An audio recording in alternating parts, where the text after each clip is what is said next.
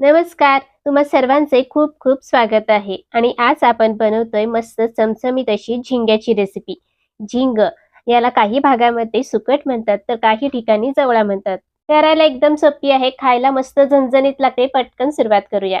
1 वाटी झिंग कढईमध्ये घेऊन हलकेसे गरम होईपर्यंत परतून घेतले. भाजून घेतलेले झिंगे एका प्लेटमध्ये काढून पाकडून स्वच्छ करून घेतले. पाकडून स्वच्छ केलेले झिंगे एका बाउलमध्ये घालायचे. यामध्ये अर्धी वाटी पाणी घालून याला मिनिटभर भिजत ठेवायचंय. झिंगे छान भिजतायत तोवर फोडणी तयार करून घेऊ. कढईमध्ये 3 चमचे तेल गरम करून यामध्ये एक मोठ्या आकाराचा कांदा आणि एक मध्यम आकाराचे टोमॅटो मस्त मऊसूत होईपर्यंत परतून घेतले. 1.5 चमचा कांदा लसूण मसाला, अर्धा चमचा हळद घालून मसाल्याला तेल सुटेपर्यंत पुन्हा परतून घेतलं. पाण्यात भिजत ठेवलेले झिंगे पाणी निथळून पिळून काढले आणि यामध्ये घालून परतून घेतलेलं आहे. यामध्ये अर्धी वाटी पाणी चवीपुरतं मीठ घालून वर प्लेट झाकून याला शिजवून घेऊया. 3 मिनिटात झिंगे तयार झाले. वरून बारीक चिरलेली कोथिंबीर